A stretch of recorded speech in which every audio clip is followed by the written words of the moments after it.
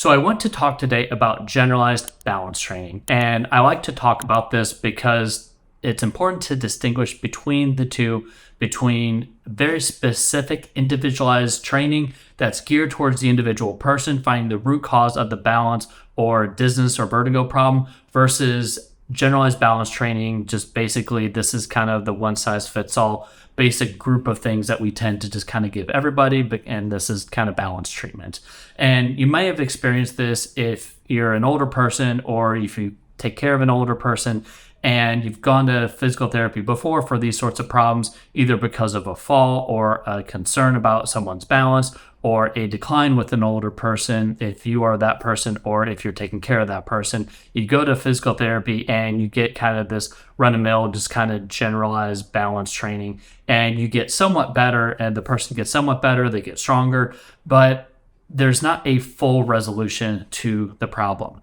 And this is quite common throughout physical therapy. Now, part of the explanation is the difference between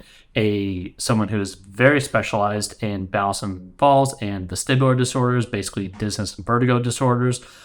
and someone who might be specialized in more orthopedics, or even just a generalized, physical therapist who just worked with a lot of different things. So when you see more of a general physical therapist, or you see someone who's not necessarily specialized in vestibular disorders or neurological disorders or balance in general, then you'll tend to get more of a general balance training solution. And that's tend to be where you'll see that. Whereas where you'll tend to see more individualized, very specialized form of treatment for balance disorders would be with, of course, a vestibular specialist, someone who's a very good vestibular specialist who's gotten coaching and mentoring and has treated it thousands and thousands of times, not just gone to a weekend course or even a week-long course. And there's some very good courses that are like that, but it's the coaching and mentoring on top of those courses that's the real value, and not everybody is able to get lucky and get that type of experience, and that's a whole nother story why that is so difficult to find, and that's a whole nother ballgame. Now, back to why a specialist is so important. Now, you might have a vestibular specialist